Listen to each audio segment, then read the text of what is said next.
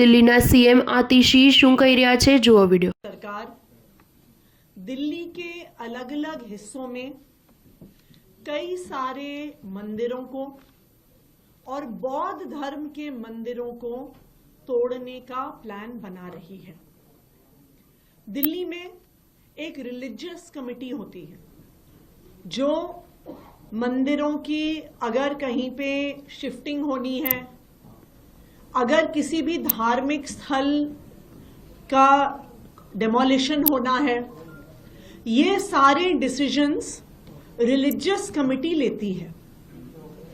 ये religious committee जब से बनी है, सुप्रीम कोर्ट के आदेश पे रिलीजियस कमेटी का गठन हुआ था।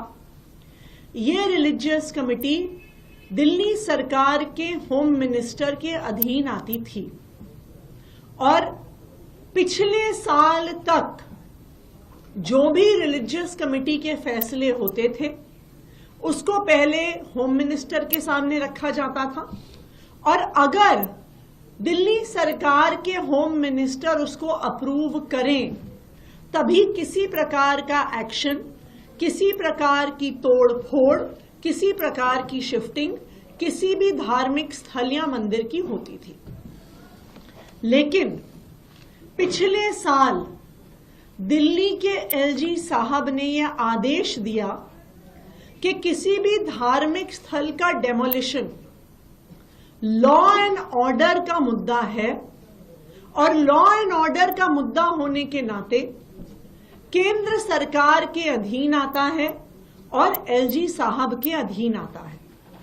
उन्होंने यह आदेश दिया कि लॉ एंड ऑर्डर का मुद्दा होने के नाते दिल्ली की चुनी हुई सरकार का, दिल्ली सरकार के होम मिनिस्टर का, दिल्ली सरकार के चीफ मिनिस्टर का इस मुद्दे से कोई भी लेना देना नहीं है।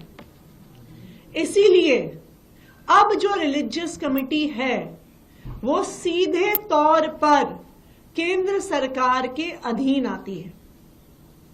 रिलीजियस कमेटी की अध्यक्षता प्रिंसिपल सेक्रेटरी होम करते हैं। प्रिंसिपल सेक्रेटरी होम का अपॉइंटमेंट केंद्र सरकार द्वारा किया जाता है। फिर ये रिलीजियस कमेटी जो भी उनकी रिकमेंडेशन है सीधा एलजी साहब को भेजती है। वो दिल्ली सरकार के होम मिनिस्टर को नहीं भेजती, वो दिल्ली सरकार के चीफ मिनिस्टर को नहीं भेजती। भारतीय जनता पार्टी की केंद्र सरकार द्वारा अपॉइंटेड प्रिंसिपल सेक्रेटरी होम फैसला लेता है और उस फैसले को केंद्र सरकार के नुमाइंदे एलजी साहब के पास अप्रूवल के लिए भेजता है। 22 नवंबर को रिलीजियस कमेटी की एक मीटिंग हुई, उसके ये मिनट्स हैं।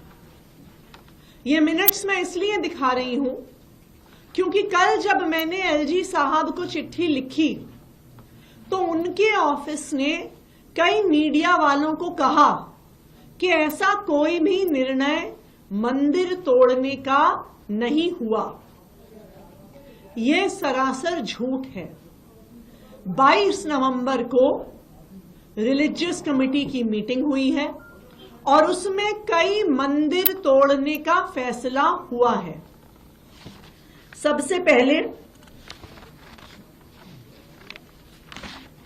एक मंदिर जो